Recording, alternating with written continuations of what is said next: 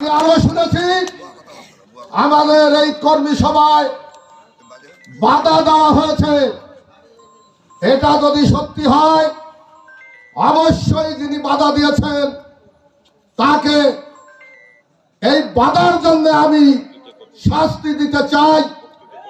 আমি আগামী দিনে যাতে ধরনের বাধা কেউ দিতে না পারে তার জন্য হুঁশিয়ারি করে দিতে চাই। হাত পা ভেঙে দেওয়া হবে, রেহাই দেওয়া হবে না। অনেক ধৈর্য ধরেছি, অনেক নরম কথা বলেছি, অনেক নরম সুরে একতি মিনতি করেছি। যারা সেই একতি মিনতিকে আপনারা দুর্বল মনে করেছেন, আমি আমার সহজ যোদ্ধা যারা আমার সাথে আছেন তাদের নিয়ে প্রতিরোধ করে প্রতিটি সেন্টারে বিপুল ভোটে বিজয়ের জন্য প্রতিরোধ করে তোলা হবে।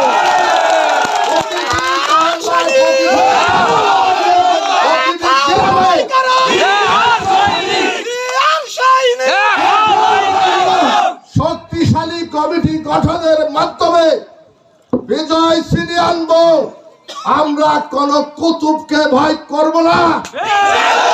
সেই কুতুব যত বড়ই শক্তিশালী হোক, যত বিত্তশালী হোক, প্রতিরোধ যদি করতে বাধ্য করেন কোথাও নির্বাচনের পরিচালনা করতে দেব না, কোথাও আমরা গণসংযোগ করতে দেব না।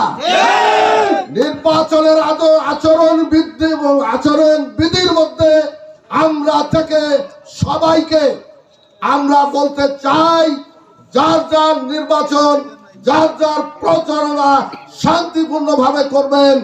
আমাদের কর্মীদের কোথাও যদি উস্কানি দেওয়া হয়, কর্মীদের যদি কোথাও বাধা সৃষ্টি করা হয়, সাথে সাথে প্রতিরোধ করা হবে। যে কারণে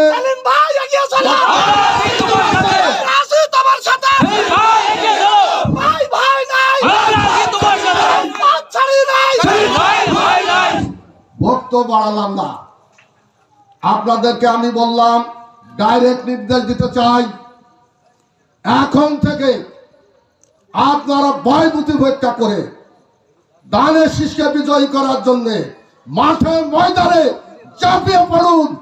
এই ঝাঁপিয়ে পড়বেন তো, আমি আপনাদের সাথে আছি।